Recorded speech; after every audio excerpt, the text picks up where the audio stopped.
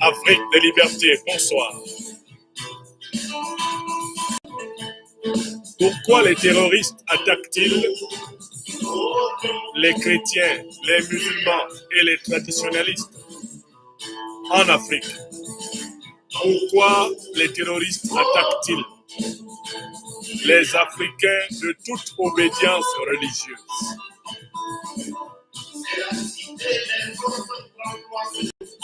Dédicace aux chrétiens et aux musulmans récemment assassinés au Burkina Faso, chez nous en Afrique.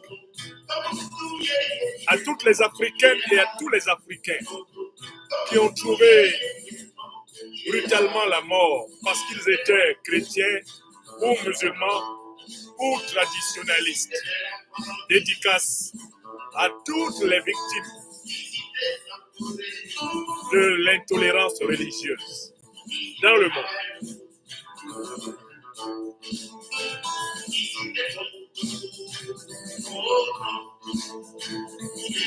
Soyez salués. C'est mon ami personnel Faso Ouattara qui chante Tombouctou. Faso, sois béni.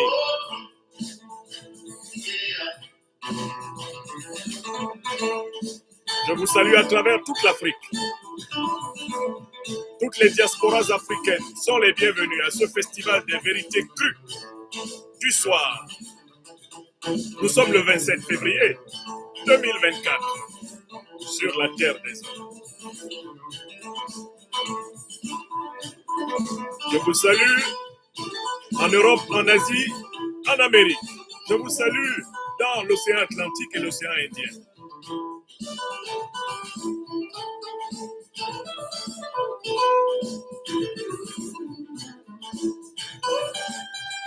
Tombouctou, oh Tombouctou, yeah. C'est la cité des 333 saints. C'est la cité la plus religieuse. C'est la cité la plus mystérieuse.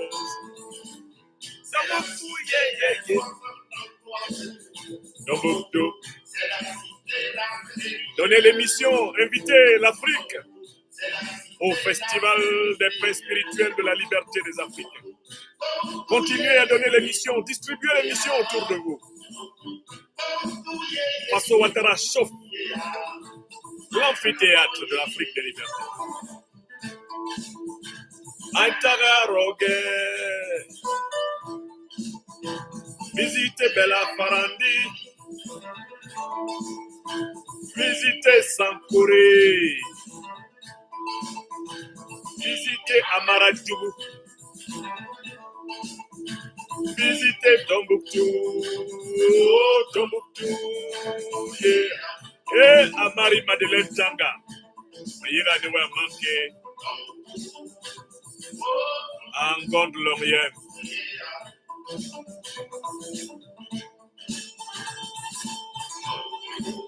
Est-ce que vous avez donné l'émission? Non, nous ne sommes pas encore en nombre suffisant. Nous sommes 300 personnes sur YouTube, 400 personnes sur TikTok, 700 personnes sur Facebook.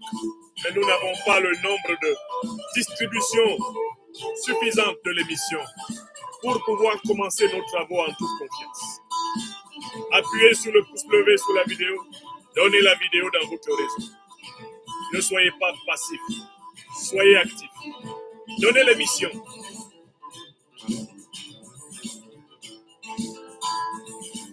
Tombouctou, Tombouctou, c'est la cité la plus religieuse. Tombouctou, c'est la cité la plus mystérieuse. Tombouctou, yeah. Tombouctou, yeah, yeah, yeah. Tombouctou, yeah. Aïtara boye. Aïtara rogue. Visitez Bella Farandi.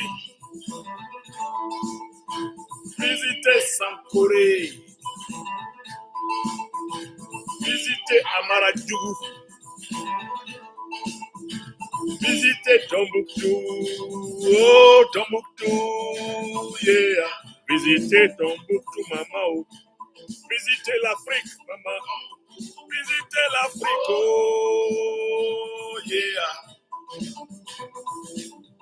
Pourquoi tuent-ils les chrétiens, les musulmans, les traditionalistes?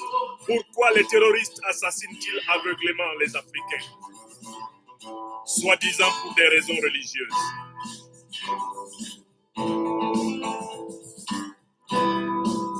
Voilà, merci à toi, Faso Ouattara. Nous pouvons commencer cette émission. Nous sommes dans un quorum acceptable. Près de 400 personnes sur YouTube, près de 400 également sur TikTok et maintenant bientôt 1000 rassemblés sur Facebook. Je compte sur chacune et chacun d'entre vous pour continuer à donner l'émission sur son réseau personnel et à protéger l'émission par les émoticônes que vous connaissez, afin de me permettre d'aller au bout de l'expression de ma pensée et de protéger la qualité de l'image et la qualité de l'audio, du son que vous allez recevoir. N'oubliez pas que vous devez être des co-distributrices, co-distributeurs des pains spirituels de la liberté. Pourquoi les terroristes qui ensanglantent l'Afrique depuis plusieurs décennies assassinent-ils des chrétiens, des musulmans, des traditionalistes et prétendent-ils pour des raisons religieuses? Nous venons d'assister ces 48 dernières heures à des épisodes terribles dans notre terre africaine du Burkina Faso, où des chrétiens en pleine église, des musulmans en pleine mosquée ont été assassinés par les terroristes. Ceci nous amène à nous poser la question de savoir ce qui explique cette haine que les terroristes ont pour les Africains, quelle que soit d'ailleurs leur confession religieuse. Que les Africains soient musulmans, ou qu'ils soient chrétiens, ou qu'ils aient conservé la tradition de nos ancêtres, quand ils tombent sous la coupe réglée des terroristes, ceux-ci ne font pas de quartier. Alors, il est important de réfléchir à ce phénomène. Et il est impossible de répondre clairement à cette question sans procéder de manière méthodique. Car si nous nous laissons dominer par l'émotion, la colère que nous ressentons devant les tragédies provoquées par ces voyous, nous risquons dans cette colère de perdre la raison et de ne pas savoir exactement à quoi nous avons affaire. Je donne cette conférence en hommage aux victimes du terrorisme sous motif prétendument religieux à travers l'Afrique. À toutes celles et à tous ceux qui ont trouvé la mort brutale sur notre terre africaine, au motif prétexté et avancé qu'ils ou elles étaient musulmans, chrétiens ou traditionalistes africains. Je dédie cette émission à toutes les victimes de l'injustice et de l'intolérance religieuse de tous les temps et dans tous les continents. Car la bêtise, malheureusement, est universelle. Mais nous allons procéder méthodiquement pour comprendre la spécificité du phénomène terroriste africain. Je salue le docteur Abbas Zirbin, qui a écrit un livre essayant de montrer justement que le terrorisme africain a des particularités. Il a écrit un livre sur les visages du sahélo-terrorisme. C'est un médecin nigérien extrêmement polyvalent qui a écrit ce bel essai sur les visages du sahélo-terrorisme, le docteur Abbas Zirbin, que je salue. C'est un compagnon de l'Afrique des libertés.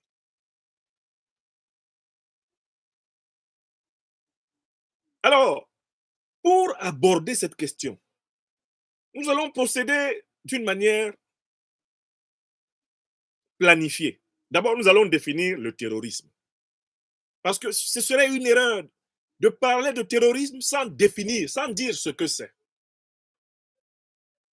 Dans l'esprit des Africains, il y a une définition du terrorisme qui les empêche de voir toute l'ampleur et toute la profondeur et toute la gravité et même l'ancienneté du phénomène, on doit casser les fausses définitions du terrorisme. Une fois qu'on aura défini le terrorisme, on va s'intéresser aux raisons pour lesquelles les terroristes auxquels nous avons affaire en Afrique, puisqu'on les aura identifiés,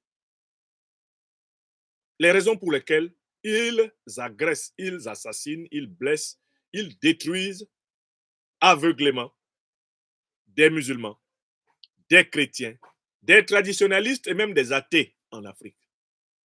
Les raisons pour lesquelles toute personne qui de toutes les façons tombe sur leur chemin est balayée, peu importe d'ailleurs le motif qu'ils avancent. C'est extrêmement important. Et une fois que nous aurons donc bien maîtrisé les raisons pour lesquelles ils agissent comme ils agissent, à ce moment-là, nous pourrons, dans une troisième partie, dernière partie de cette intervention, recommander les solutions aux problèmes du terrorisme tel qu'il se pose aujourd'hui en Afrique, tel qu'il s'est reformulé au XXIe siècle en Afrique, car il est en Afrique depuis plusieurs siècles. On va le voir tout à l'heure, quand on va aborder le premier point, la définition. Voilà le plan. Vous êtes déjà près de 800 personnes, bientôt 1000 sur YouTube. Mais vous n'êtes que 300 à avoir pensé à partager l'émission et à la protéger. Attention, attention au déséquilibre des machines. Vous êtes bientôt 500 sur TikTok. J'ose croire que vous êtes déjà autant à avoir donné l'émission sur vos réseaux. Vous êtes maintenant 1000 sur Facebook. J'espère que vous avez invité chacun, les membres de votre réseau, à ce festival en diffusant l'émission, de telle façon que le maximum d'Africaines et d'Africains, d'amis du monde entier possible, profitent de ces clarifications contre la confusion qui permet précisément la prospérité du terrorisme, la confusion. Sans plus tarder, nous allons commencer par la première question, mais la définition. Qu'est-ce que c'est que le terrorisme? Qu'est-ce que c'est que le terrorisme?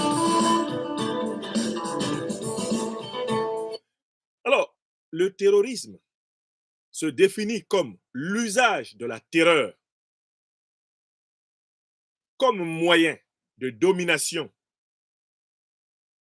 physique, moyen de domination psychologique, moyen de domination sociale, moyen de domination économique, moyen de domination culturelle, moyen de domination religieuse, moyen de domination politique. Je recommence la définition une deuxième fois. On entend par terrorisme l'usage de la terreur, c'est-à-dire de la violence brute, comme moyen pour dominer physiquement un être humain, comme moyen pour dominer psychologiquement un être humain, c'est-à-dire le maintenir sous contrôle grâce à la peur, comme moyen pour dominer socialement un être humain, c'est-à-dire lui imposer de se soumettre dans les relations sociales, comme moyen pour dominer économiquement un être humain, c'est-à-dire lui arracher ses richesses, lui estorquer par exemple son travail, lui estorquer ses propriétés.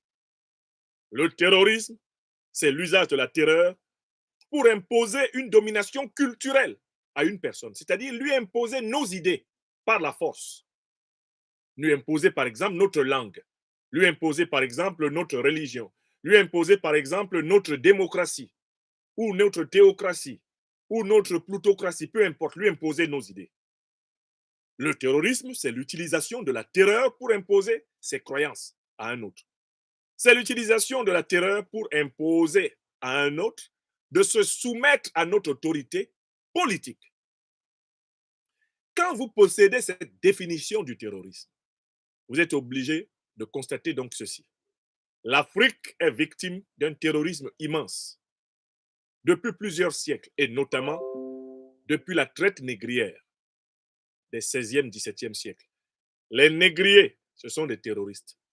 Les grandes puissances négrières sont des puissances terroristes parce que les négriers se sont accaparés de dizaines de millions d'êtres humains en Afrique par la brutalité physique, en utilisant des armes à feu, en utilisant des pièges à filet, en utilisant des escouades pour rapter, kidnapper des êtres humains, en les achetant comme des marchandises, des biens matériels, en leur imposant par la suite la dépersonnalisation et l'assimilation, afin qu'ils servent de chair corvéable et taillable à merci dans les plantations de canne à sucre, les plantations de coton, les mines, les plantations de tabac en Europe, en Asie, en Amérique.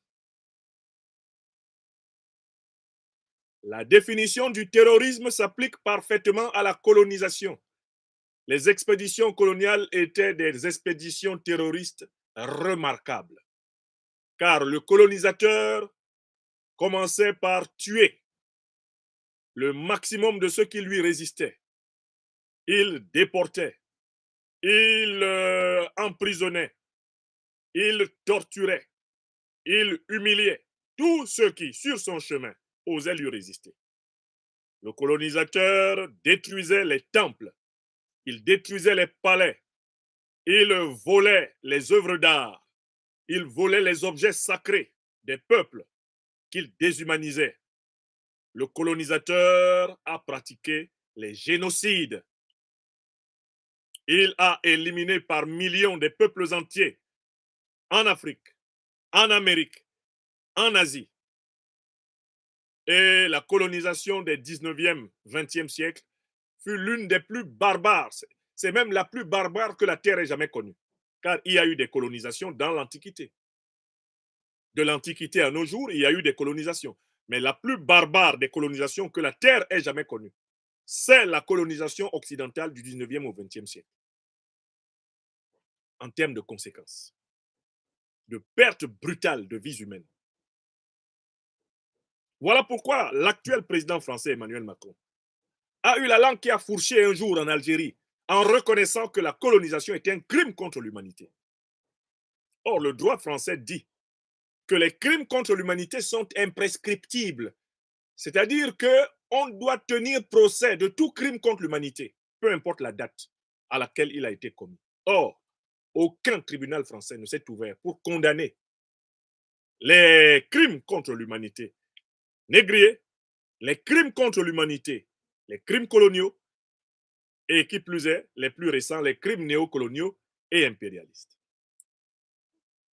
La colonisation entre bien dans la catégorie du terrorisme, car c'est par la terreur que le colon a dominé.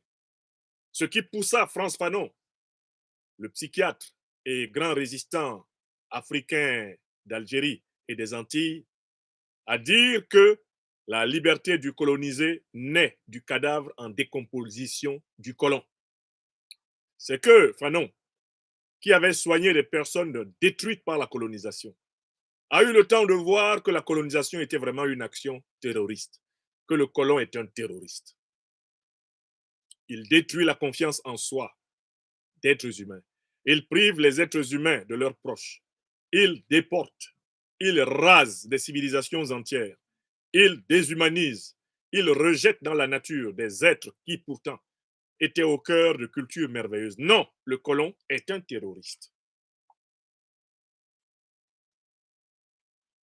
La traite négrière, c'est du terrorisme. La colonisation, c'est du terrorisme. La néocolonisation, c'est du terrorisme. L'impérialisme, c'est du terrorisme.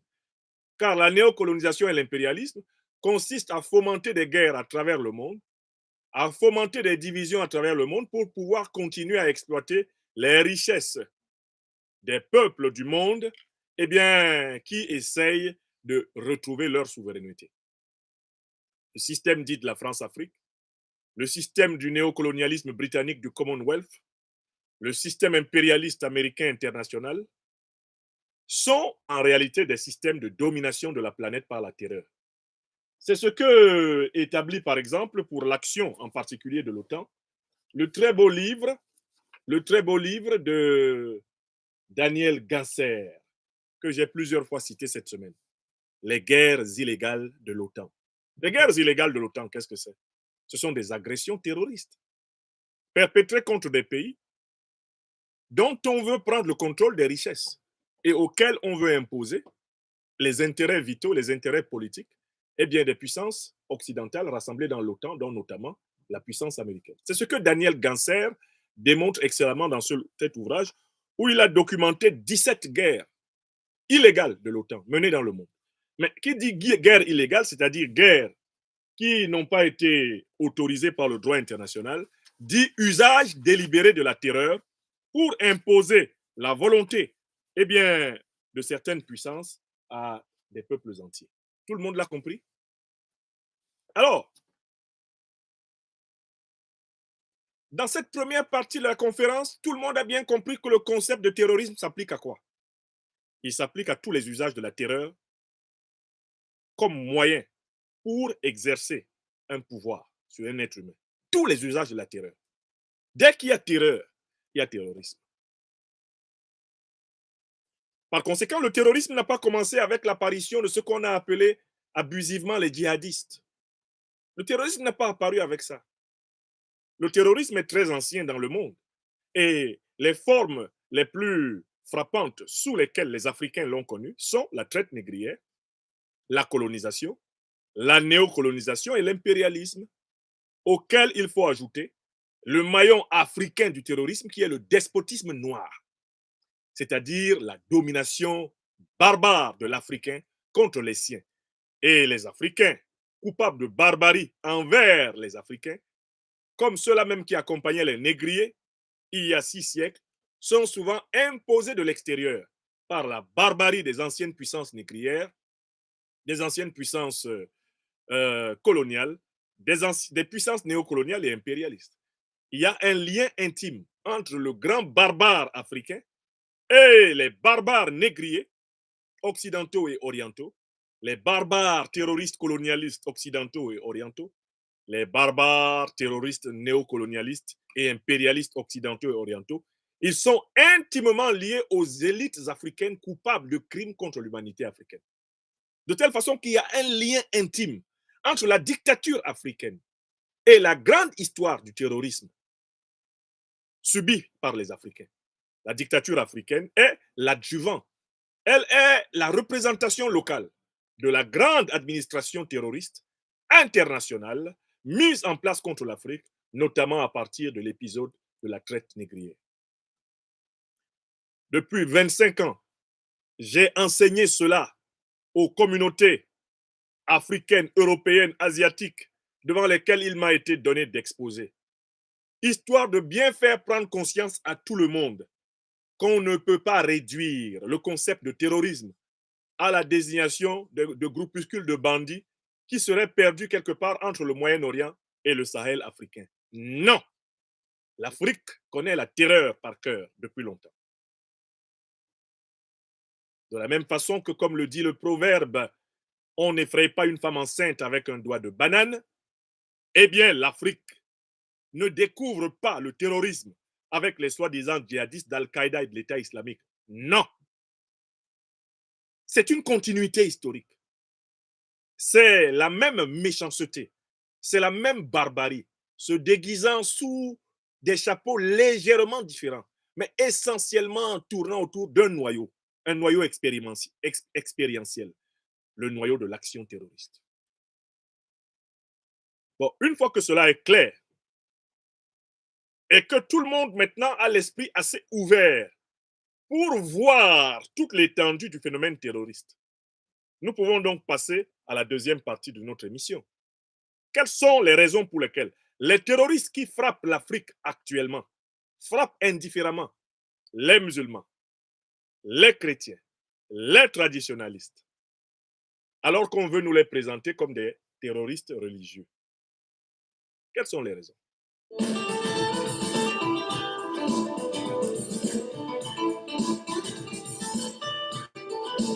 Deuxième partie.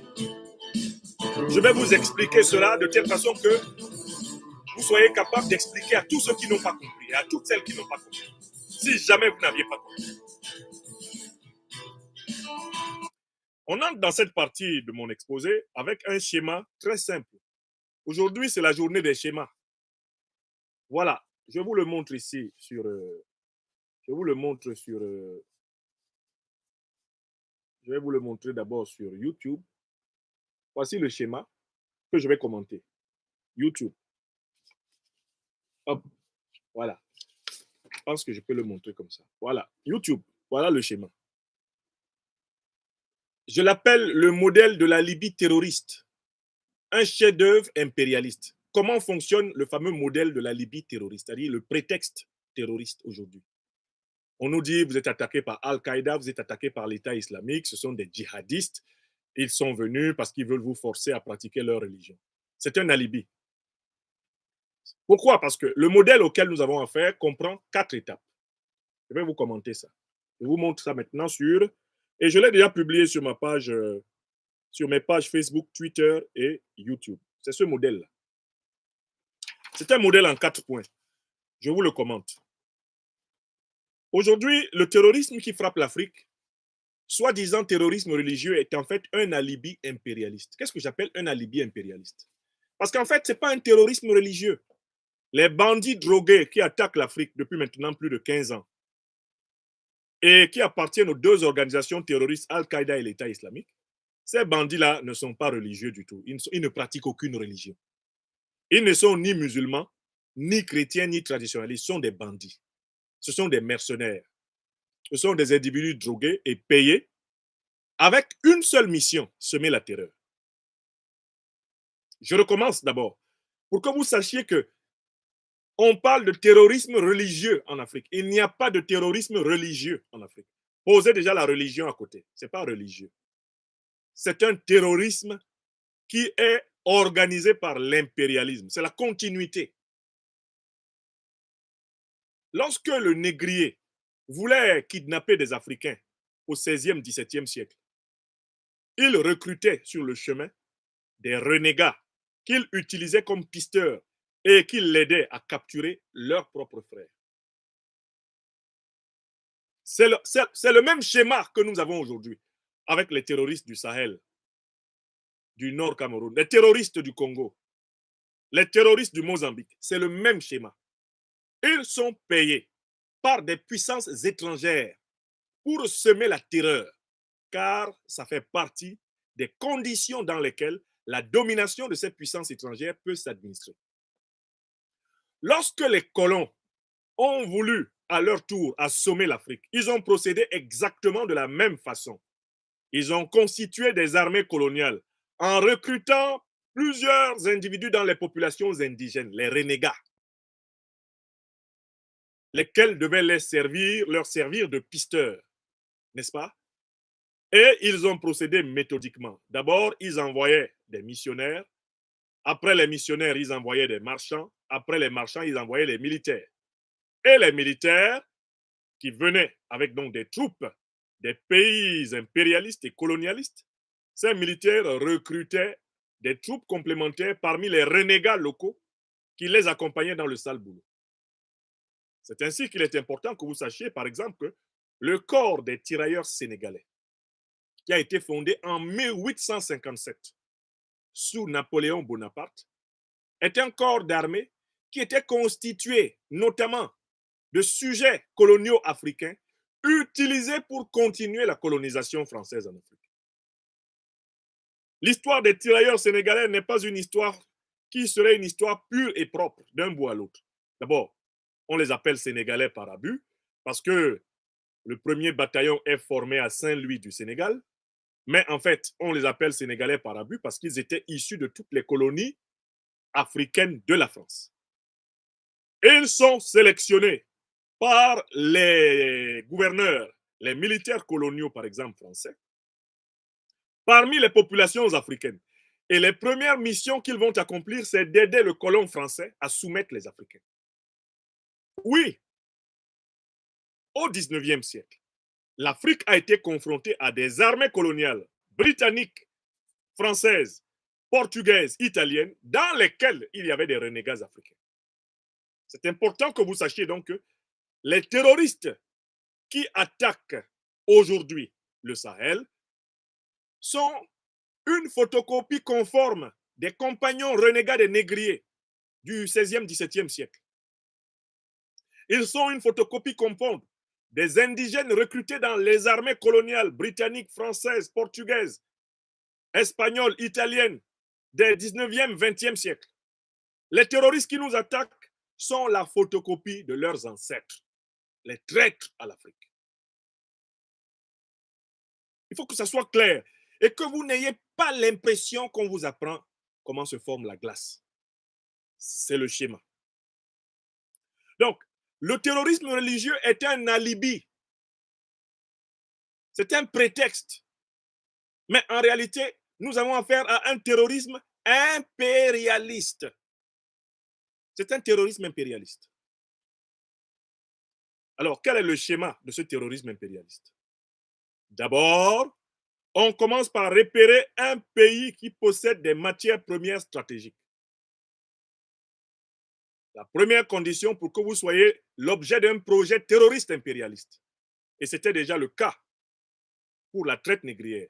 On vérifiait que vous aviez une population robuste. On envoyait des gens explorer, espionner, voir l'état de santé de votre population, la vitalité, la vigueur de vos hommes et de vos femmes. Et ensuite, on préparait le plan pour vous kidnapper. Donc, aujourd'hui, ça s'appelle l'espionnage géoéconomique, géostratégique. On commence par essayer de savoir ce qu'il y a dans votre sol, dans votre sous-sol. On le sonde par toutes sortes d'espions. On peut même utiliser pour cela des religieux. On peut utiliser pour cela des touristes. On peut utiliser pour cela des humanitaires. On peut déguiser en mission humanitaire des militaires. On peut déguiser des savants. On peut utiliser pour cela des œuvres caritatives à l'occasion desquelles on transporte du matériel de géodétection, du matériel de forage. D'accord? Le but étant de connaître la teneur potentielle en richesse de votre sol. Première phase, l'espionnage.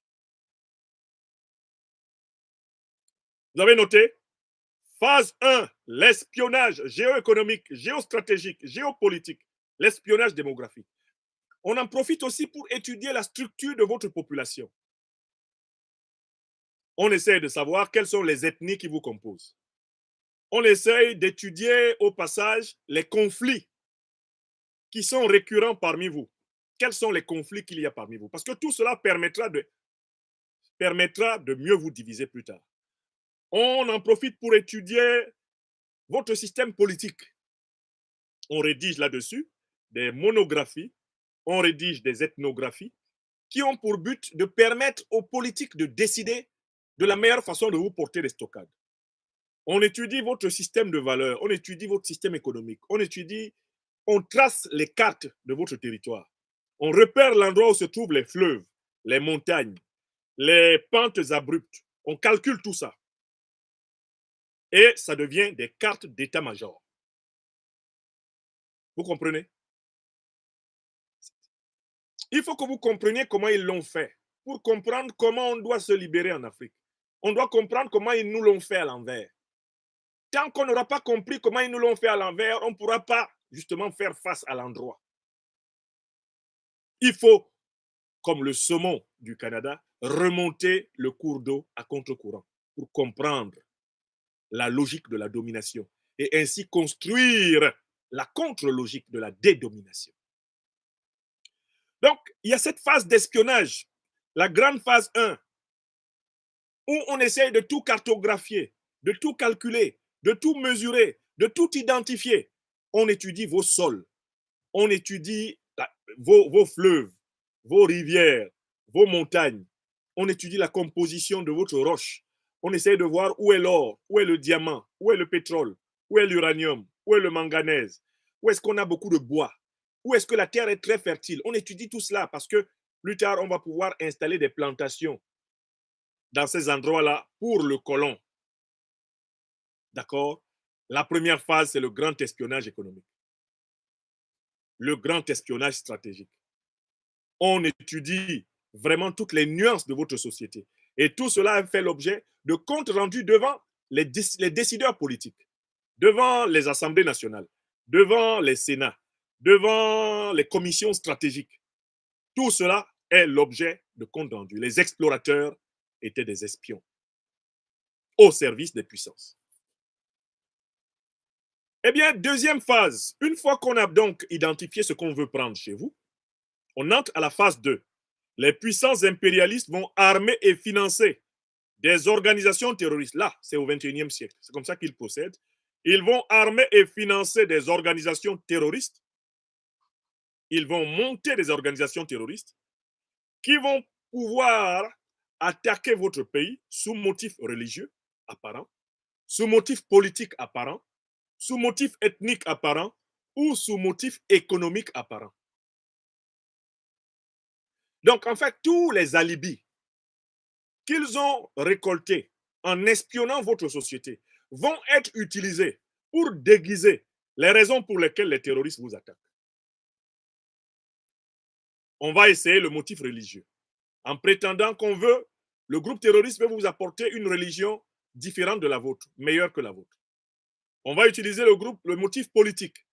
On va armer un groupe qui est supposé instaurer la démocratie, leur idéologie à eux. Par exemple, ce motif a été tranquillement utilisé pour tuer Kadhafi, détruire la Libye, qui était le pays socio-économiquement le plus prospère d'Afrique. On a utilisé le motif démocratique, pareillement, pour détruire l'Afghanistan, détruire la Somalie, détruire l'Irak, n'est-ce pas? Leur démocratie. Ils peuvent utiliser un motif ethnique. On va armer un groupe terroriste et celui-ci va prétexter qu'il défend une ethnie. Il va se spécialiser dans la défense d'une ethnie. Et cela sera suffisant pour semer la chienlit. Enfin, on va armer des groupes terroristes pour des motifs économiques. Par exemple, on va leur dire, dites que vous voulez bénéficier des richesses du sous-sol de votre zone d'origine. Dites que vous voulez bénéficier des richesses du pétrole, du gaz, de l'uranium, que vous voulez avoir votre part dedans. Voilà le motif, par exemple, qui est utilisé pour armer le M23 et attaquer le Congo. C'est le motif qui est utilisé pour armer une certaine branche du sécessionnisme au Cameroun. C'est ce motif qui a été utilisé pour armer la rébellion biafraise de Ojukwu. C'est ce motif qui a été utilisé pour partitionner le Soudan. C'est ce motif qui a été utilisé pour préparer et créer le MNLA au nord du Mali. Le motif économique, les richesses de notre partie du pays ne nous sont pas suffisamment données, donc on va attaquer pour ça. Donc les puissances impérialistes arment et financent des organisations terroristes en leur donnant des motifs religieux, politiques, ethniques ou économiques apparents. Et vous observerez que les organisations terroristes tuent sans pitié. Même quand elles ont un motif religieux, politique ou ethnique ou économique précis, elles tuent aveuglément. Et on appelle ça les bavures. Car en fait, l'objectif de l'organisation terroriste, ce n'est pas la construction d'une nouvelle nation. C'est la destruction, c'est la déstabilisation de la nation telle qu'elle existe, de telle façon que celle-ci soit fragile. C'est extrêmement important pour que l'organisation terroriste puisse mériter d'être affectée sur de nouveaux chantiers et que ses patrons soient bien accueillis au Qatar, en Arabie Saoudite, en Algérie, qu'ils soient en dialogue direct avec les grandes puissances occidentales. Il faut que ces patrons accomplissent parfaitement les missions de terreur qui leur sont affectées. Le terrorisme paye bien ses chefs. Quand un chef terroriste est en difficulté, ses patrons le font artificiellement disparaître en annonçant qu'il a été tué. C'est le cas par exemple d'un Amadou Koufa au Mali, qui a été annoncé tué par les puissances impérialistes au moins 10 fois. Et chaque fois, les mêmes puissances l'ont ressuscité dans leurs journaux. L'ont ressuscité en lui donnant la parole à la une de leurs émissions de grande écoute. L'ont ressuscité en envoyant leurs meilleurs journalistes les interroger dans les grottes où les mêmes puissances les ont cachés. Vous avez assisté à cela. Ça, c'est la deuxième étape. Il y a une troisième étape. Une fois que la déstabilisation a été installée, que l'État africain est affaibli, que l'État africain panique, on passe à la phase 3. Les puissances impérialistes proposent alors leur aide à la lutte antiterroriste aux pays déstabilisés. Une fois que le pays africain est affaibli, par exemple le Mozambique, affaibli par les attaques djihadistes, très rapidement, les puissances impérialistes et leurs vassaux locaux proposent leur aide. On dépêche déjà l'armée portugaise. On dépêche un détachement de l'armée de l'Union européenne. On dépêche un détachement de l'armée rwandaise pour aller aider l'armée, pour aller aider soi-disant l'armée mozambicaine. Pourtant, ce sont les mêmes qui ont organisé l'attaque du Mozambique par leurs terroristes. On déstabilise le Mali. Une fois que les terroristes qu'on a armés en Libye, comme l'a révélé Lavrov dans le fameux entretien où il dénonce Fabius en 2013, on arme les terroristes d'Al-Qaïda et l'État islamique en Libye et on prétend venir aider le Mali à les combattre en 2013. Laurent Fabius, ministre français des Affaires étrangères, demande à Sergei Lavrov, ministre russe des Affaires étrangères, que la Russie ne s'oppose pas au Conseil de sécurité de l'ONU à l'intervention française pour stopper ce qu'on appelle abusivement les djihadistes qui menacent de prendre Bamako. Nous dit-on alors. Lavrov, tout en marquant l'accord de la Russie pour cette intervention de l'armée française, fait remarquer à Fabius, ministre des Affaires étrangères de François Hollande, il lui dit, vous vous apprêtez à combattre maintenant au Mali les terroristes que vous avez, vous, dirigeants français armés en Libye. Fabius fit une réponse célèbre, tristement célèbre pour les Africains. Il répondit à Lavrov, c'est la vie. C'est-à-dire que la vision politique française de la lutte antiterroriste était donc marquée par le principe de la duplicité. On arme les terroristes en Libye, on fait semblant de les combattre au Mali, et ainsi et la Libye et le Mali sont déstabilisés. Les affaires de la puissance néocolonialiste sont par contre, elles, stabilisées. Elle est revenue pour très longtemps. J'ai retrouvé dans un livre du journaliste Laurent Larcher, les non-dits de la diplomatie française en Afrique, un autre épisode. C'est le commandant de la force Barkhane au Tchad, le général Bretou, qui s'exprime en 2016. Il dit, nous sommes venus il y a 100 ans. Nous sommes repartis il y a 60 ans. Nous sommes revenus maintenant et nous ne devons pas repartir avant 100 ans. Autrement dit, très clairement, les déstabilisations ont pour but de rendre les puissances néocolonialistes, les puissances impérialistes indispensables. C'est grâce à la déstabilisation de l'Afrique que l'OTAN a pu réinstaller un commandement de son armée qui est supposé veiller sur l'Atlantique Nord. L'OTAN a installé un commandement de son armée en Afrique au motif d'aider les Africains à combattre le terrorisme. Alors que c'est l'OTAN qui a chapeauté l'installation des deux grandes organisations terroristes, Al-Qaïda et l'État islamique, à travers le saccage de la Libye. C'est l'OTAN qui a armé Al-Qaïda et l'État islamique en Libye. Les emails de Mme Hillary Clinton ont permis de savoir pourquoi cela a été fait. Julian Assange, à travers le grand scandale Wikileaks, nous a permis de bien lire dans les mails de Mme Clinton, secrétaire d'État américaine, l'information essentielle. Kadhafi a été assassiné, la Libye a été saccagée parce qu'il se préparait à mettre en place une monnaie qui allait détrôner le dollar, détrôner l'euro et détrôner le franc CFA. Il fallait donc qu'Obama, que David Cameron et Nicolas Sarkozy de Nagui Bokcha, il aura fallu qu'ils assassinassent Kadhafi pour sauver la domination monétaire de l'Occident, la domination économique de l'Occident sur les peuples africains. Voilà ce qu'ont révélé les emails de Mme Clinton.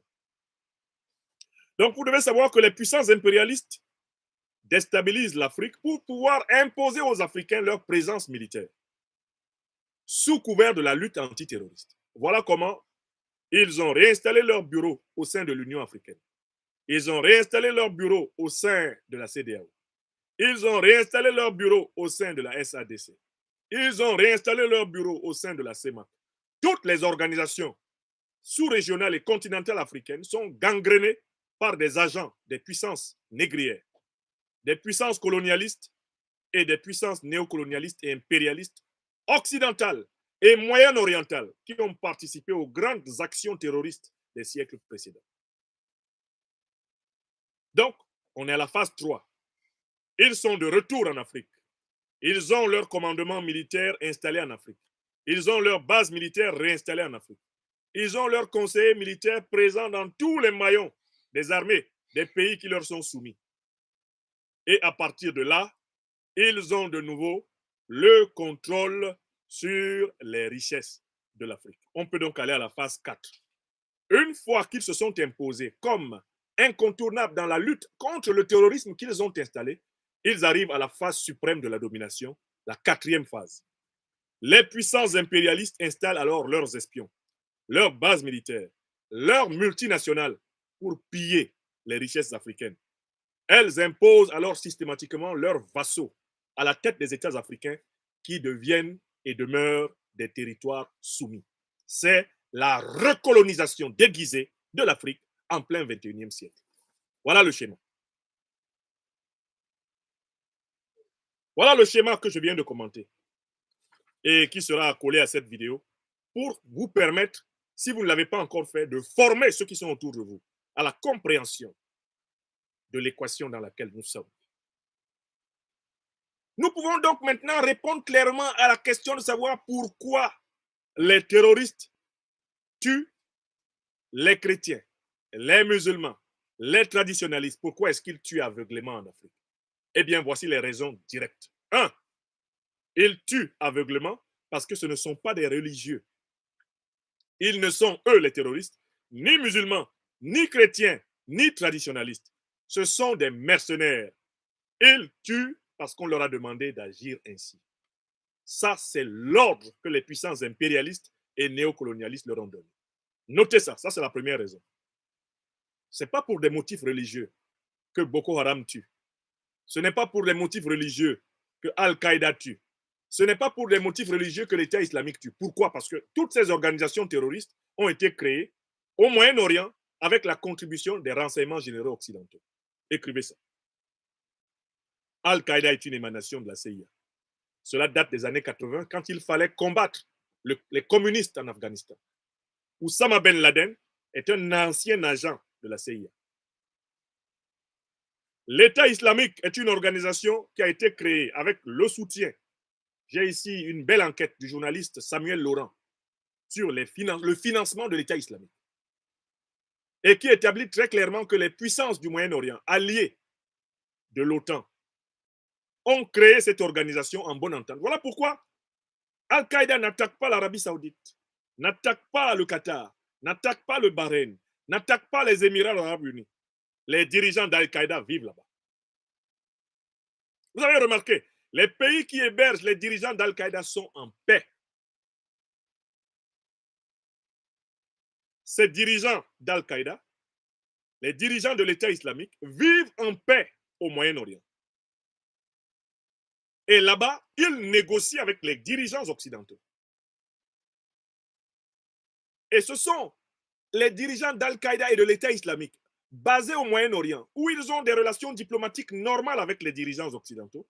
Ce sont eux qui commandent aux succursales de leurs organisations qui ensanglantent l'Afrique. Il faut que vous sachiez que le patron d'Al-Qaïda, qui ensanglante le Sahel, il est au Qatar, où il vit tranquillement dans un hôtel 5 étoiles, protégé par les autorités qatariennes. Vous voulez une preuve? Ce n'est pas compliqué avec moi. Quand il a fallu qu'Al-Qaïda reprenne le pouvoir en Afghanistan, où est-ce que les négociations ont eu lieu entre les dirigeants d'Al-Qaïda et les Américains? Au Qatar, à Doha. Donc, les dirigeants africains, de tous bords confondus, savent très bien que les pays du Moyen-Orient sont associés à l'alliance de l'OTAN pour héberger les dirigeants des organisations terroristes qui ensanglantent l'Afrique. Tous les dirigeants africains le savent. Et il faudra qu'ils le disent. Il faudra qu'ils assument les conséquences de cette vérité. Donc, ils tuent tout le monde parce que ce n'est pas pour des motifs religieux qu'ils interviennent. Ils tuent tout le monde parce que c'est la mission qu'on leur a donnée, la terreur. La terreur n'a pas de religion. La terreur n'a pas d'amis. La terreur n'a pas d'ethnie. La terreur n'a pas de couleur. Elle s'administre dans le cadre de rapports de force solidement établis. C'est tout. Ça, c'est la première raison. Donc, arrêtez de vous laisser emballer par le concept fumeux de djihadisme. J'ai déjà donné beaucoup de conférences pour vous dire de ne pas salir injustement la religion musulmane. L'islam n'est pas responsable du terrorisme en Afrique. C'est l'impérialisme. Écrivez ça. Le catholicisme actuellement en Afrique n'est pas responsable du terrorisme. C'est l'impérialisme. Le traditionnalisme africain n'est pas responsable du terrorisme en Afrique. C'est l'impérialisme qui organise le terrorisme en Afrique. Écrivez ça. Ça, c'est la première raison. Maintenant, la deuxième raison.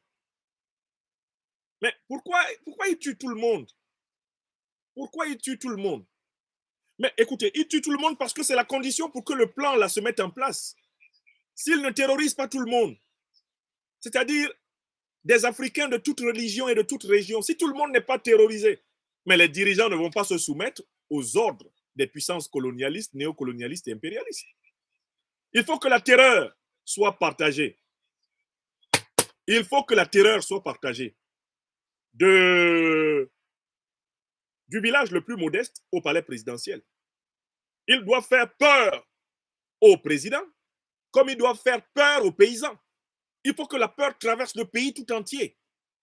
Car c'est dans ces conditions que les dirigeants africains vont brader l'or, le pétrole, le manganèse, le cobalt, le cuivre, l'uranium, le gaz, le bois, les terres, les bases militaires de leur pays. Parce qu'ils sont braqués. Il faut que vous compreniez. Évacuer totalement les concepts religieux. Évacuez-les totalement.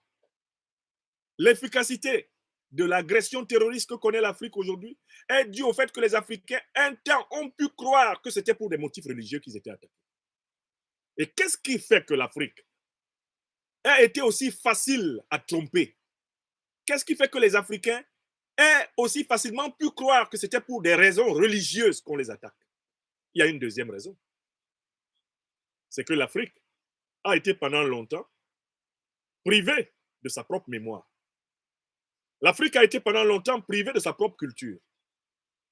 Et les Africains ont grandi, pour la plupart d'entre eux, en pensant que c'est l'occidental et l'oriental qui étaient les détenteurs des vraies religions. Je recommence la deuxième raison pour laquelle on peut terroriser facilement les Africains en utilisant des motifs religieux. Mais c'est parce que les Africains croient que la religion est quelque chose qui leur est apporté par l'Occident et par l'Orient, c'est-à-dire par le Vatican et par la Mecque.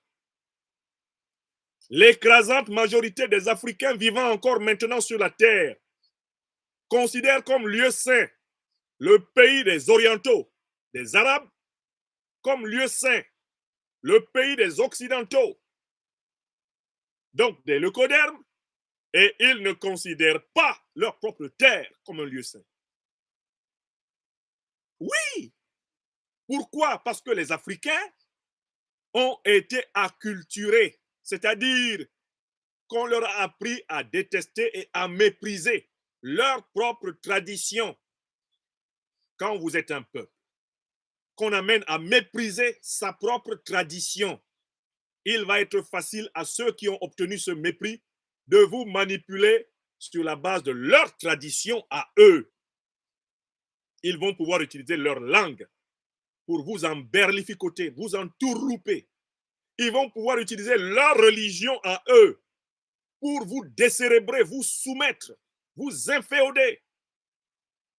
La faiblesse de la mémoire culturelle de l'Afrique est l'une des raisons pour lesquelles, eh bien, le mensonge du terrorisme religieux a pu passer. Parce que si l'Africain, qu'il soit musulman, qu'il soit chrétien ou qu'il soit traditionnaliste, avait la conscience multimillénaire de la grandeur de sa civilisation, si l'Africain avait gardé ce qu'il y a de sacré chez ses ancêtres les plus lointains, comme le fait l'arabe, comme le fait le juif, comme le fait le chrétien, si l'Africain avait gardé cela, il serait difficile de déraciner les Africains, comme cela a été fait ces 600 dernières années. Il serait difficile du jour au lendemain de leur dire on vous tue pour des motifs religieux, avec des Africains qui y croient. Bon, écoutez, là, je vous parle toujours en restant dans le Sahel.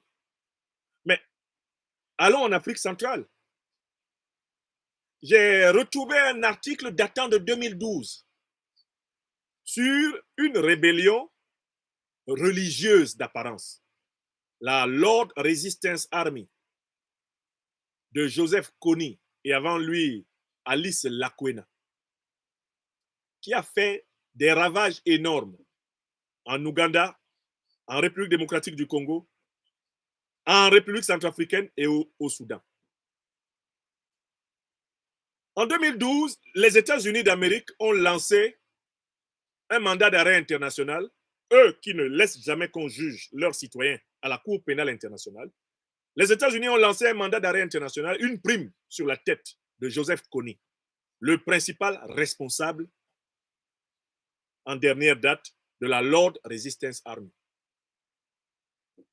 Obama, alors président des États-Unis, a mobilisé des dizaines, des centaines de millions de dollars et il a mobilisé des troupes américaines pour littéralement traquer Joseph Kony dans la jungle équatoriale et l'attraper afin qu'il soit puni pour les nombreux crimes de guerre qu'il a commis.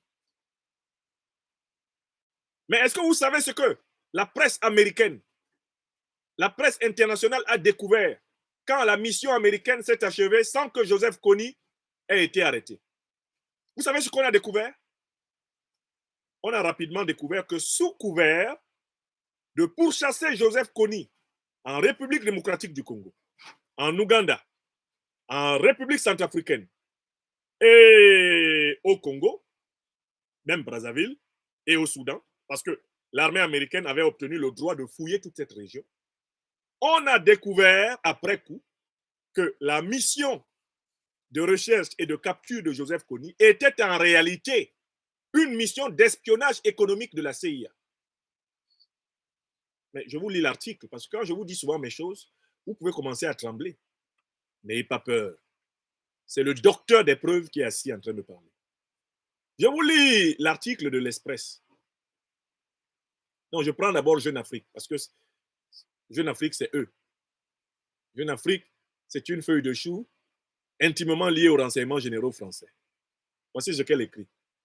Joseph Kony, un documentaire révèle les intérêts cachés des États-Unis derrière la vidéo ultra virale de 2012. L'article date de 2019. Il est écrit par Mariam Soumaré. En 2012, une vidéo virale de l'ONG Invisible Children, avec plus de 100 millions de vues en 6 jours, appelait à l'arrestation du chef ougandais, chef de guerre ougandais Joseph Kony. 7 ans après, un documentaire revient sur cette campagne controversée qui masquait en fait une croisade américaine en Afrique centrale. Vous comprenez? Sous couvert de venir combattre un chef terroriste, Joseph Kony, qu'ils avaient en réalité armé, les Américains en ont profité pour espionner 5 pays. C'est-à-dire que les missions de recherche de Joseph Kony étaient des missions de géodétection. C'était des missions d'inspection des sols, des sous-sols, des forêts, des montagnes, des fleuves. Ils en ont profité pour fouiller en fond et comble, de fond en comble, le Congo à nouveau, fouiller de fond en comble l'Ouganda, fouiller de fond en comble le Soudan, fouiller de fond en comble la République centrafricaine, fouiller de fond en comble le Congo-Brazzaville, et même l'Est et le Sud du Cameroun, puisqu'ils avaient le droit de fouiller partout. Ils ont refait de la cartographie, ils ont refait de la géodétection, ils ont refait de la télédétection, ils ont refait de la classification, ils ont réactualisé leurs données sur les ressources de la région. Voilà ce que révèle un documentaire de 2019. Ça s'est passé pour quelqu'un qui était à la tête d'un groupe de terroristes chrétiens, la Lord Resistance Army, soi-disant armée de résistance du Seigneur. Au bout de quelques années, d'une traque paresseuse, d'une traque traîneuse qui avait pour but de gagner du temps pour mieux espionner toute l'Afrique centrale, les Américains ont arrêté. Quand Donald Trump est arrivé au pouvoir, il a arrêté cette histoire de chercher Joseph Kony. Mais pourquoi Trump a-t-il arrêté? Mais parce qu'il sait que Joseph Kony a bénéficié du soutien de la CIA. La vidéo même par laquelle a été annoncée la poursuite contre Joseph Kony, c'est une vidéo qui a été sponsorisée par les renseignements généraux américains. C'est-à-dire qu'ils ont fait de la pub à Joseph Kony. On fait de lui le plus grand des wanted de la Terre, afin d'avoir le droit de venir espionner l'Afrique. De venir entrer dans des pays africains et dans des territoires où il n'y avait pas d'alibi suffisant, de prétexte pour passer. Je ferme la parenthèse d'Afrique centrale. À partir de l'histoire de Joseph Kony et de la Lord Resistance Army, que je viens de vous résumer, vous comprenez ce qui se passe au Mali? Vous comprenez ce qui se passe au Soudan? Vous recomprenez ce qui se passe actuellement en République démocratique du Congo? Vous recomprenez ce qui se passe au Niger? Ce qui se passe au Nigeria? Ce qui se passe au Cameroun? Ce qui se passe au Sud-Soudan, Nord-Soudan? Est-ce que c'est clair pour tout le monde? Qui assiste à cette masterclass de géopolitique et de géostratégie du terrorisme impérialiste? Qui va sortir d'ici en croyant encore qu'il y a des gens en Afrique qui veulent nous forcer à être musulmans ou à être chrétiens? Personne. Ils ne peuvent pas nous forcer à être musulmans ni chrétiens parce qu'ils ne le sont pas eux-mêmes. Tu ne peux pas demander à quelqu'un d'être ce que toi-même tu n'es pas, que tu ne sais pas. Les terroristes sont des mercenaires. Ils sont au service des puissances impérialistes qui ont besoin d'une Afrique instable, d'une Afrique fragile, pour justifier leur présence. Et grâce à leur présence, maintenir leur mainmise à travers des espions, des bases militaires, des multinationales et des chefs d'État vassaux sur nos richesses africaines. CQFD, ce qu'il fallait démontrer. Est-ce que quelqu'un peut dire, là, ça fait 1 heure pile que j'ai développé. Quelqu'un peut dire qu'il n'a pas compris? Si vous n'avez pas compris, écrivez une question. Parce que je viens de commenter le schéma. Voilà, c'est le schéma là que j'ai commenté. Le schéma. Le schéma. C'est ça que j'ai commenté. Tout le monde a compris le schéma. Mettez le schéma dans votre tête. Et tout Africain que vous croisez, mettez-lui le schéma dans la tête. Faites que les Africains soient experts en compréhension de la nature de l'agression qui frappe le continent. Donnez cette expertise à tout Africain, de nos petits-enfants aux vieillards. Expliquez. Donc, qu'il me soit permis de le dire en anglais et en bassa, mais je serai très bref. My dear brothers and sisters, I was explaining why those terrorist people who are killing Christians and Muslims in Africa are not religious terrorists. They are not jihadists. They are working for the same powers who made the Negro trade in the 16th, 17th, 18th centuries. They are the same mercenaries who made the colonial barbarian. They are the same mercenaries who have worked in the neo-colonial and imperialist process in the 20th and 21st centuries. So they have one and one only plan. The first step is to send some spies and to know where are African natural resources, African strategic resources. After this first step of spying Africa, knowing what Africa is rich for, they go in the second step, which is to give weapons and finance to terrorist organizations so that those organizations, under the alibi of religious, political, ethnical, or economical motive, will attack African countries and destabilize them. Then comes the third step. And the third step is for them to give and to propose their help for anti-terrorist fight to the African failed states that they have destabilized in the two preceding steps. And when the African people accept that NATO military basis, that NATO and all Western spies become advisor of African armies, when they accept this recolonization, then the imperialist powers, like they have been doing for 6 centuries now, will put their spies back in our administrations, in our African armies.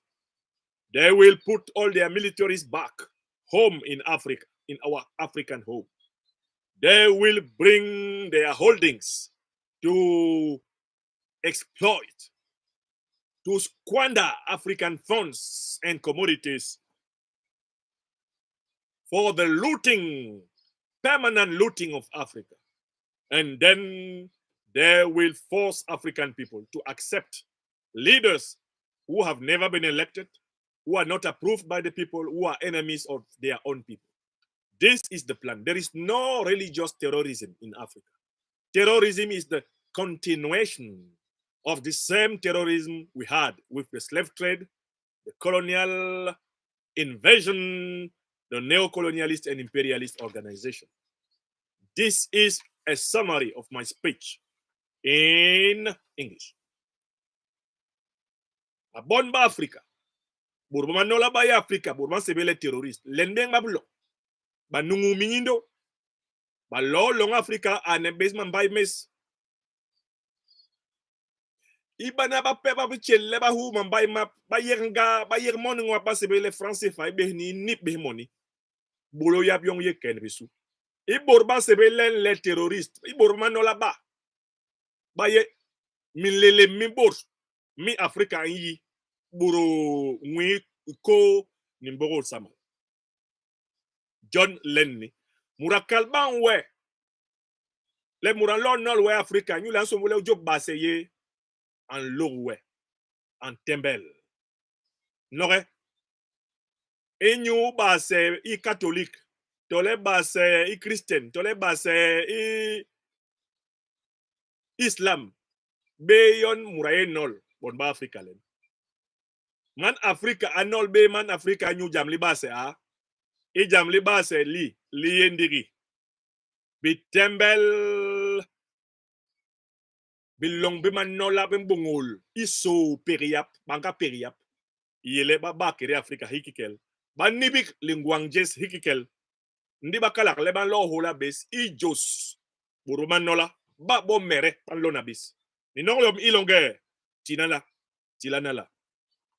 On peut donc en venir pour maintenant à la conclusion de notre propos. Après ce triple résumé en français, en anglais et en bassin. Mais quelle est la solution? Quelle est la solution à cette affaire? La première solution, c'est le renforcement de la capacité militaire, la capacité sécuritaire de l'Afrique. C'est une urgence pour l'Afrique d'investir dans la sécurité, dans l'armement et dans la défense. C'est ce qu'ont compris les dirigeants de l'Alliance des États du Sahel. La sécurité, la paix africaine d'abord. Donc, renforcement de l'outil de défense. D'où la nécessité des transitions révolutionnaires que nous observons au Mali, au Burkina et au Niger. Elles sont consacrées au renforcement de l'outil de défense. Car en fait, il faut renforcer l'outil de défense pour vaincre les terroristes. On ne peut construire aucun modèle économique, on ne peut construire aucun modèle politique, aucun modèle culturel viable en Afrique en étant sous la domination des terroristes. D'où le premier axe de la sortie de cette situation, c'est le renforcement des capacités militaires, des capacités sécuritaires africaines. Il n'y a rien à faire. Il faut construire des armées solides qui soient capables d'écraser les terroristes. Réponse militaire. Deuxième élément extrêmement important et concomitant. Pour faire face à cette situation, il faut une réponse socio-économico-culturelle. On doit prôner la cohésion sociale en faisant passer dans la représentation de soi de l'Africain, dans la manière que l'Africain a de se voir lui-même, en lui faisant comprendre que d'abord il est un homme, une femme, un être humain, mais que sa première citoyenneté, c'est africain. Je recommence. Il faut sortir les Africains de la gangue, de la tribu et de la gangue mentale du nationalisme hérité des frontières coloniales. Faire prendre conscience à l'Africain de sa dignité en tant qu'être humain et lui dire que sa citoyenneté première, c'est qu'il est un Africain. nous devons affirmer l'identité citoyenne africaine au fondement de l'éducation dans tous les pays africains. L'identité citoyenne africaine. Pourquoi? Parce que cette identité est basée sur l'existence d'une civilisation négro-africaine multimillénaire, certes avec des variétés, des diversités en son sein, mais ayant le même socle fondamental. Un socle qui considère trois valeurs comme poteau-mitant de la civilisation. 1. La recherche de la vérité, donc la haute connaissance, la haute technologie, la haute science, la haute sapience. 2. La recherche permanente de la justice comme condition de la paix, la véritable justice. Non pas la justice des cimetières ou la justice des braves, mais la justice de la balance, la justice mahatique. Troisième élément essentiel de la civilisation négro-africaine, le principe de solidarité. Dans notre civilisation continentale et multimillénaire, les êtres humains valent plus que l'argent. La vie vaut plus que les choses. La vie suprême et infinie doit être protégée, elle doit être accompagnée, elle doit être exaltée et fécondée, afin que la forme humaine permette le passage réussi de la forme animale à la forme angélique. Telle est, dans la perspective traditionnelle africaine, la finalité de la politique, l'organisation de la traversée harmonieuse des âmes de la forme animale humaine à la forme angélique qui permettra à ces âmes de participer à des œuvres de création de plus haut vol que celles accomplies sur la terre. Nous avons une tradition spirituelle. La politique, c'est l'organisation de la société de telle façon que chacun traverse bien la vie sous la forme humaine. Voilà pourquoi chez nous, en Afrique, la mort comme la naissance sont des événements qui se pleurent et qui se fêtent.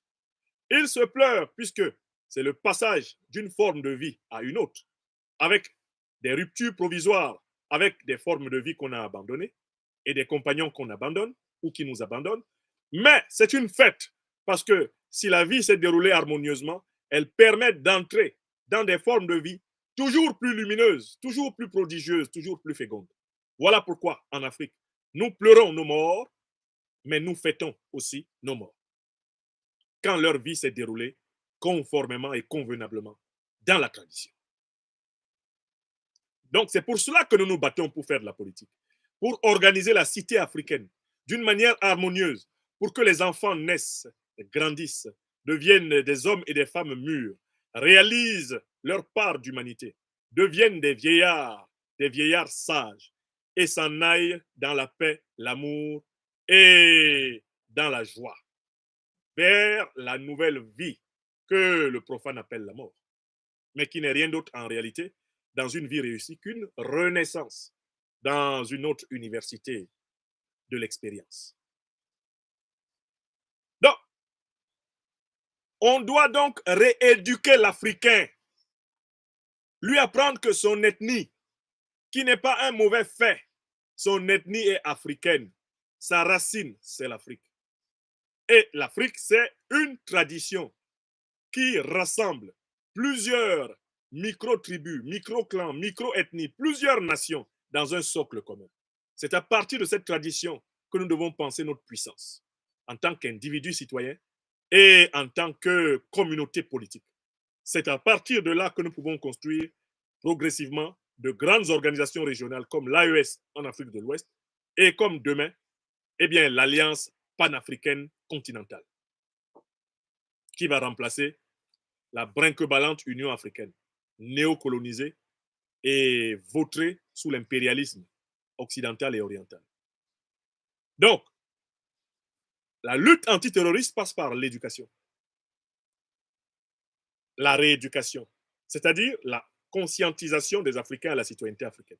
On va résoudre comme cela le problème du tribalisme et le problème du nationalisme, hérité largement du fait colonial. Il nous faut résoudre ce problème, il faut libérer l'Africain en le rendant à l'Afrique. Il faut rendre l'Afrique aux Africains et rendre les Africains à l'Afrique. C'est un travail fondamental qui doit se faire par les moyens de la conviction. On ne peut pas forcer les gens, il faut les convaincre. Par exemple, je parlais tout à l'heure de la question religieuse. Il faut convaincre les Africains, qu'ils soient musulmans ou qu'ils soient chrétiens, qu'il y a une tradition spirituelle plus ancienne en Afrique, parce que l'Afrique est le berceau de l'humanité. Il faut convaincre les Africains d'étudier leur civilisation. Car, en fait, tous les Africains sont d'abord africains. Ils sont africains musulmans. Ils sont africains chrétiens. Ils sont africains traditionnalistes, mais ils sont tous africains. Regardez bien tous les Africains, quelle que soit la religion qu'ils revendiquent. Vous verrez qu'il y a systématiquement quelque chose de commun à tous, c'est qu'ils sont africains. Mais en quoi sont-ils africains? Parce que la civilisation négro-africaine moule l'inconscient le plus profond de leur comportement. Et c'est le fait pour l'Africaine et l'Africain de ne pas prendre conscience de la richesse, de la profondeur, de la densité, de la valeur de sa propre civilisation qu'il l'offre à la domination des autres. Que cette domination soit politique, que cette domination soit religieuse, que cette domination soit économique, que cette domination soit intellectuelle, elle n'est possible qu'avec des déracinés, c'est-à-dire l'Africain qui méprise l'Afrique. L'Africain qui ne sait pas que la terre d'Afrique est remplie de lieux saints et que ces lieux saints sont plus anciens que les lieux saints du judaïsme, les lieux saints du christianisme et les lieux saints de l'islam.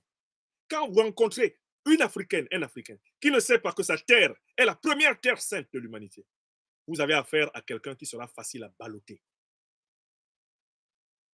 Qu'il soit musulman, chrétien ou même traditionnaliste, mais un traditionnalisme superficiel, il sera facile à balloter, celui qui n'a pas la conscience profonde de la richesse de son identité culturelle. Voilà pourquoi on doit collectivement remettre l'Afrique à l'école, à la bonne école, à l'école de la connaissance critique d'elle-même. C'est un grand défi. Les ouvriers manquent à l'appel pour ce travail. Car en fait, il faut partir d'une formation des formateurs pour obtenir une bonne formation des formés. Car les formateurs africains, dans leur écrasante majorité aujourd'hui, sont des formateurs déformés par l'assimilation, la négation culturelle. Eh bien, négrière, coloniale, néocoloniale et impérialiste. Il faut donc décoloniser. Il faut déraciser. Il faut déniaiser littéralement le formateur africain pour que celui-ci soit un éveilleur. Et voilà pourquoi j'ai toujours insisté qu'on ne peut pas réussir cela en entrant dans une guéguerre des religions. Non, il faut respecter toutes les religions. Ne tombons pas dans le piège que nous tend l'ennemi. L'ennemi veut nous opposer en utilisant la religion, en utilisant la politique. On a vu comment le discours de la Baule de Mitterrand était là pour instrumentaliser la démocratie afin d'exploser la société africaine. En faisant identifier le parti politique à l'ethnie, Mitterrand voulait affaiblir la société africaine afin de faire passer sa dévaluation du CFA, afin de faire passer les programmes d'ajustement structurel du FMI, afin de faire passer les dettes faramineuses de la Banque mondiale. Il fallait briser l'Afrique en 1990. Et Mitterrand a utilisé le prétexte démocratique. Il a dicté un multipartisme qui a été appliqué en Afrique comme étant un multi-ethnicisme. Un multi-ethnisme.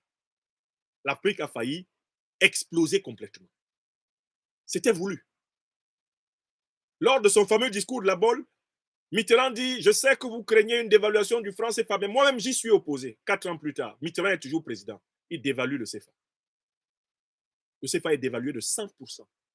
C'est-à-dire que les Africains se font plumer par la Banque de France. Mais pourquoi a-t-il été facile de faire passer la dévaluation? Mais parce qu'on avait divisé l'Afrique par l'instrumentalisation du multipartisme. En utilisant le multipartisme pour émietter la société politique africaine, qui a explosé dans la rivalité des ethnies, le colon avait trouvé une faille.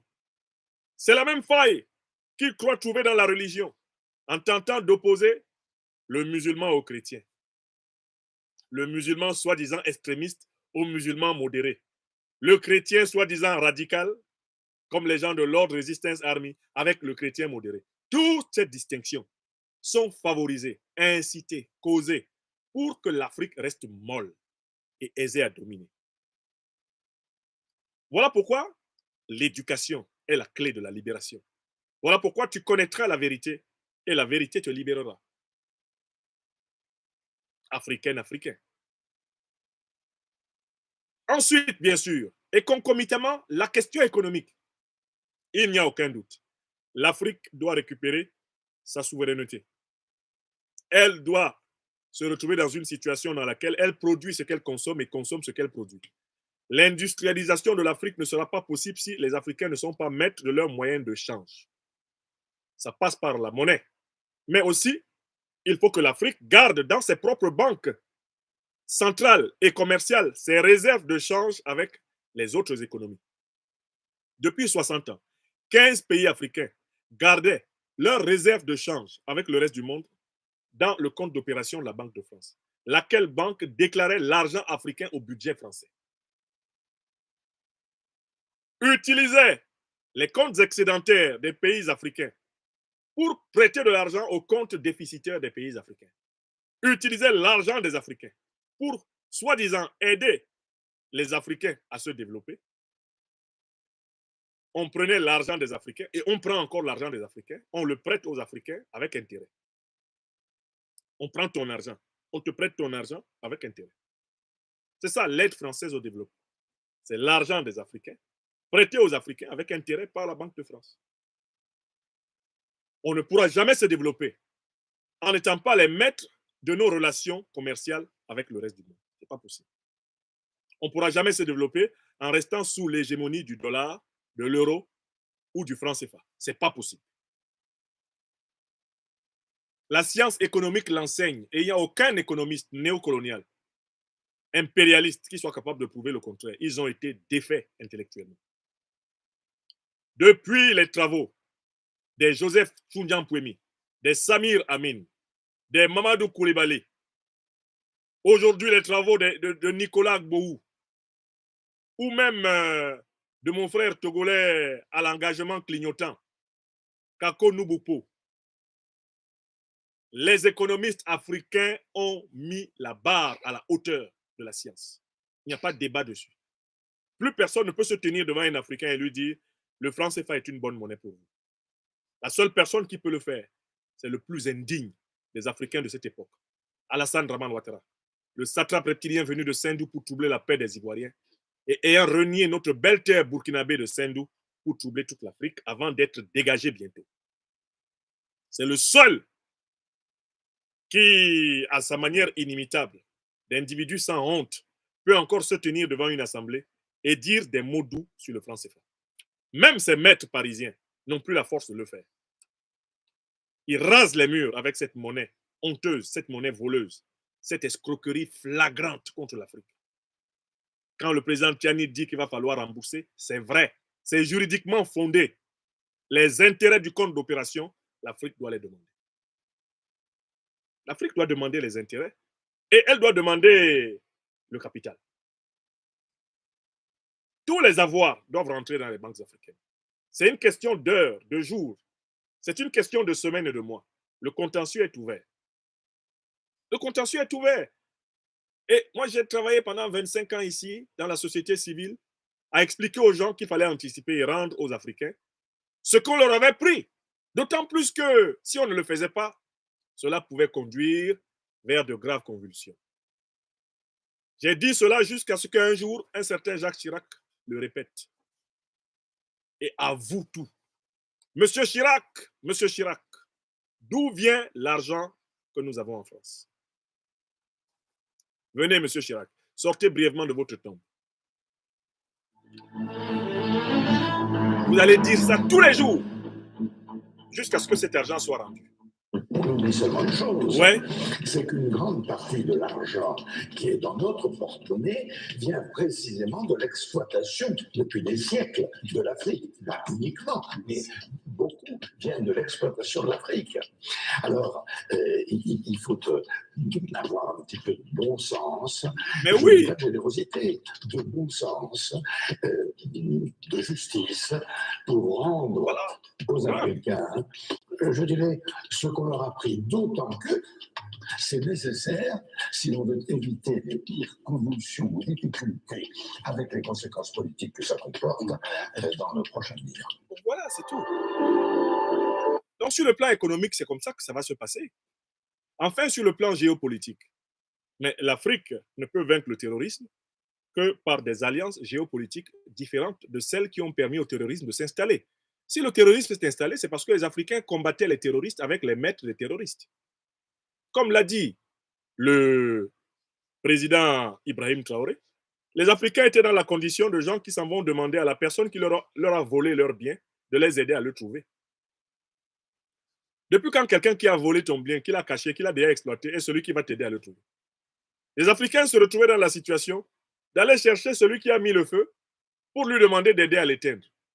Et bizarrement, comme l'a dit le président Tiani, celui qui était supposé éteindre le feu éteignait le feu en versant du pétrole, du carburant dans le feu. Astaghfirullah.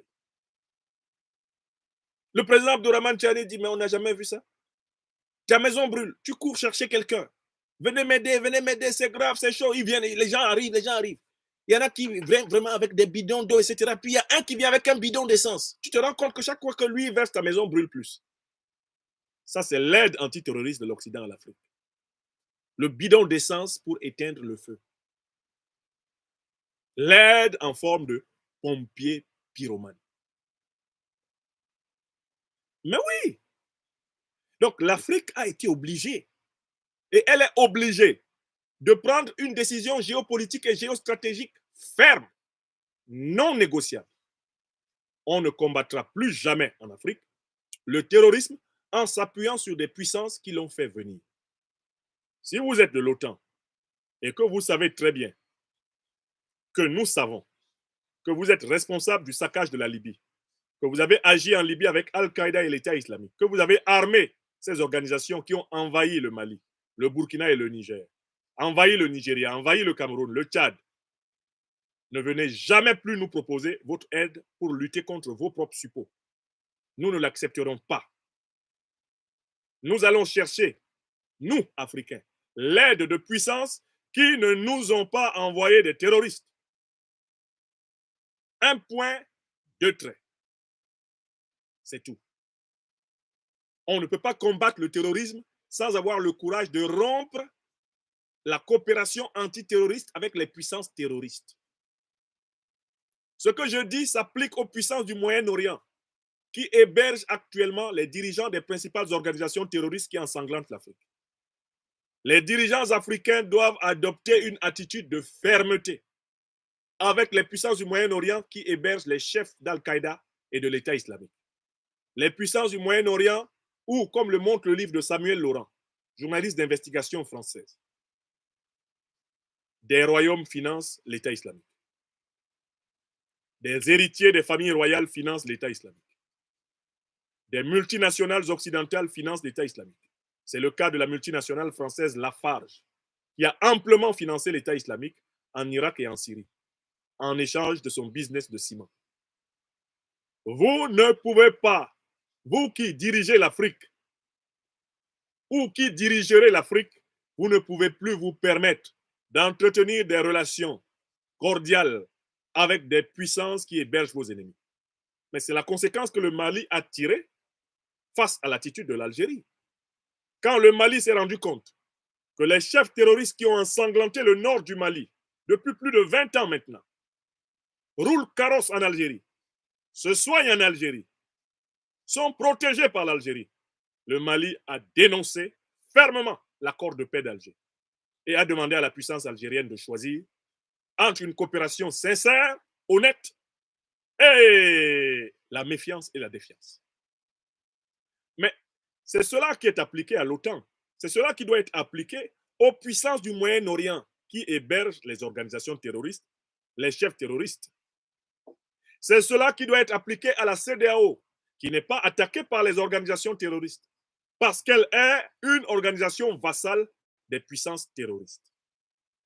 Oui, quand vous regardez la carte des attaques terroristes, vous devriez remarquer que seuls les pays de l'Alliance des États du Sahel en Afrique de l'Ouest concentrent les coups de boutoir de ces organisations.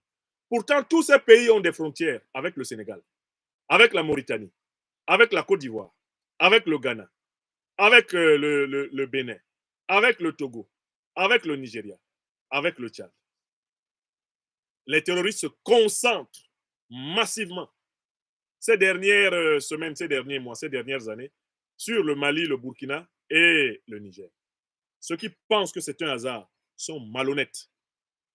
S'ils se concentrent sur ces pays, c'est parce que leurs patrons leur ont donné des ordres explicites.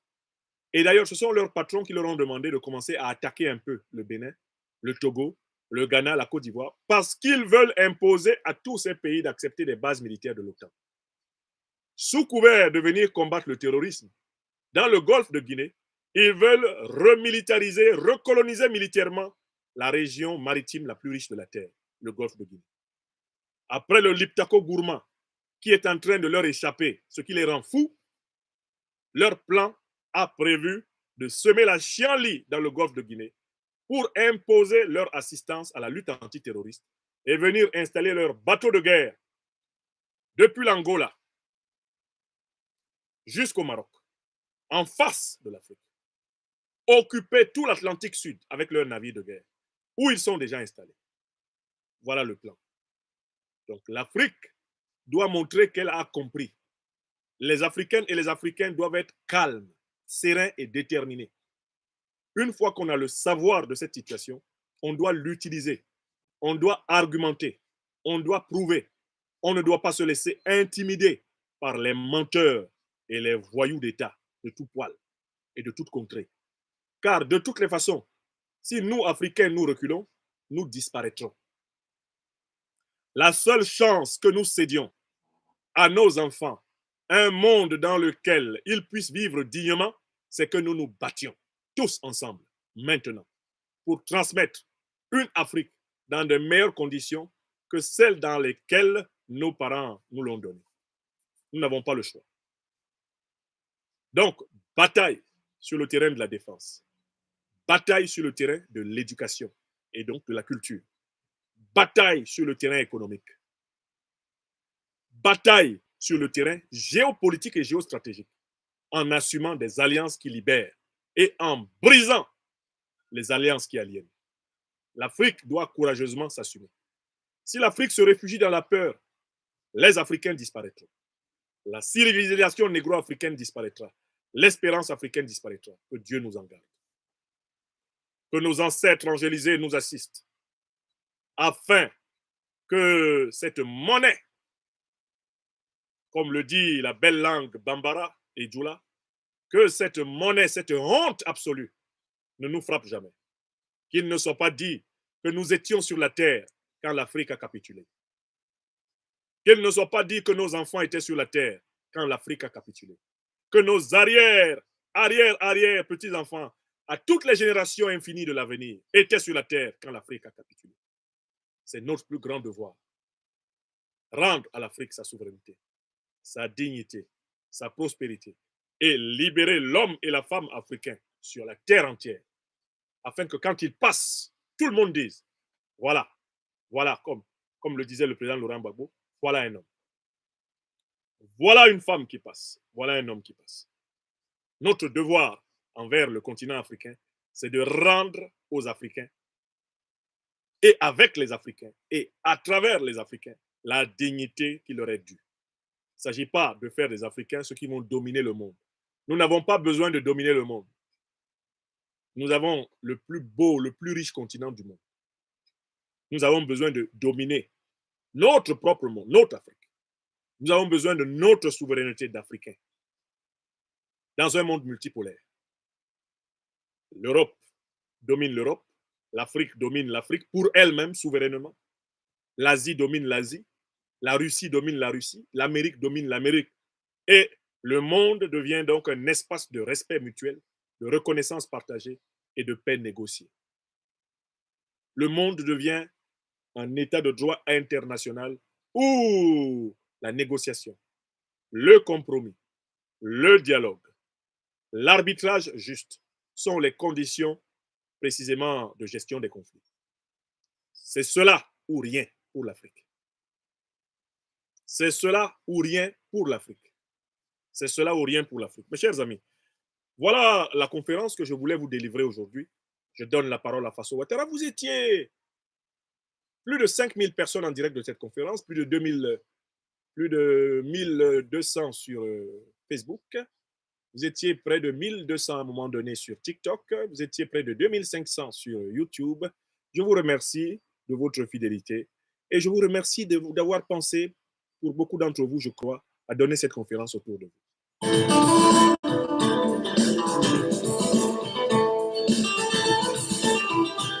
Nous savons ce qu'est le terrorisme, nous connaissons son système et nous savons comment le combattre. Oui ou non? Le docteur d'épreuve, il fait le diagnostic de la maladie et il prescrit l'ordonnance médicale. C'est ça le travail. Serviteur de la libération de l'Afrique. Les paix spirituelles, la liberté. Ce n'est pas que le constat. Ce sont les préconisations.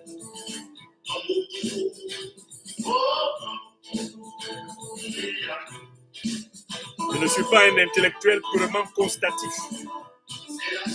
Je me définis comme un intellectuel thérapeutique. Quand j'ai identifié une maladie, je propose un traitement, une thérapie. C'est ça. Le Seigneur nous a prêté ce corps et ce cerveau pour cela.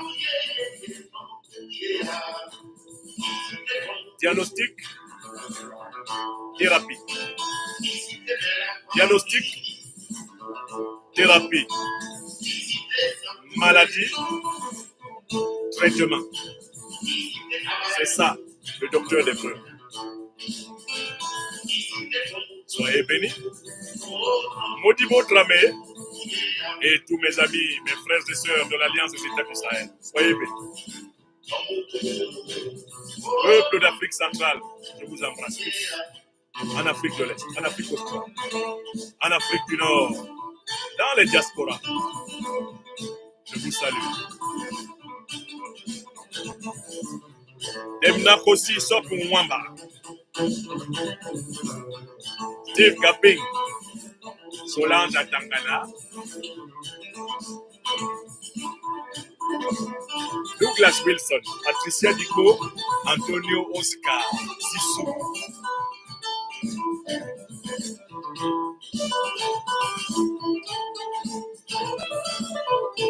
Diplomate, bonne semaine, merci. Van Seka. Moudou Kari Adjali, merci. Eric Djouko, Amélie Inter. Claude Bamba, Julie Padaf. Je vous salue. Daniel Mélissa Ngengaput, femme de mon pays. Natal, je vous salue. À Abidjan, je vous salue. À Saïkensai, dans mon petit village Abidjan. Mais Somabe Yabasi, Naoubabili, Yabasi Cameroun. Je te salue à Agadez, chez moi, au Niger.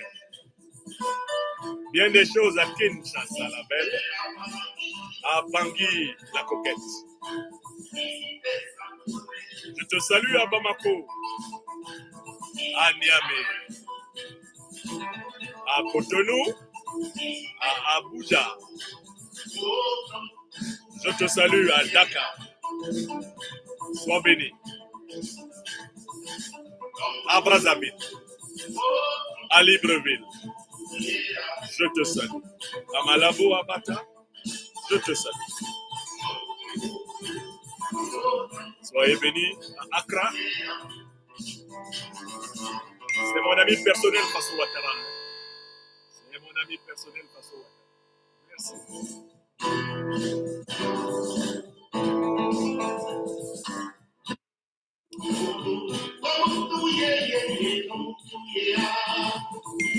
Augustine Adjovi, merci.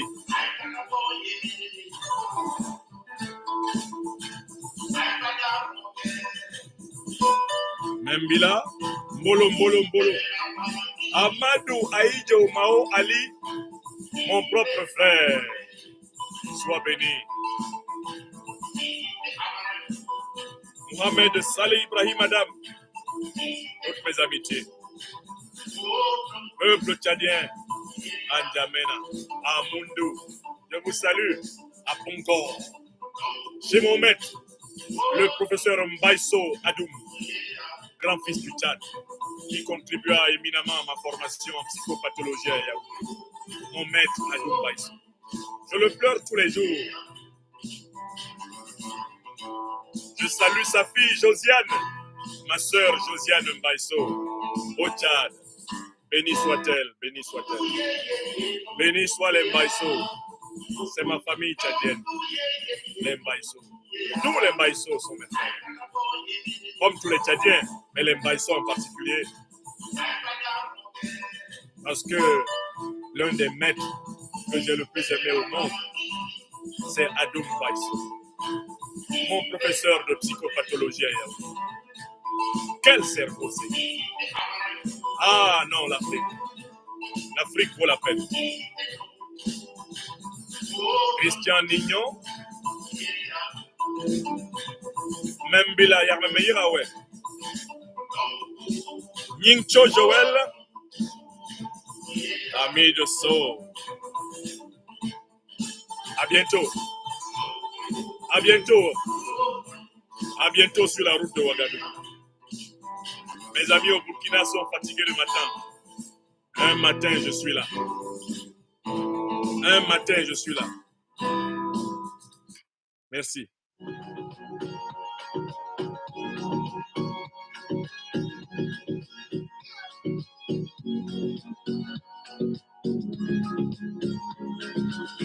Merci à tous.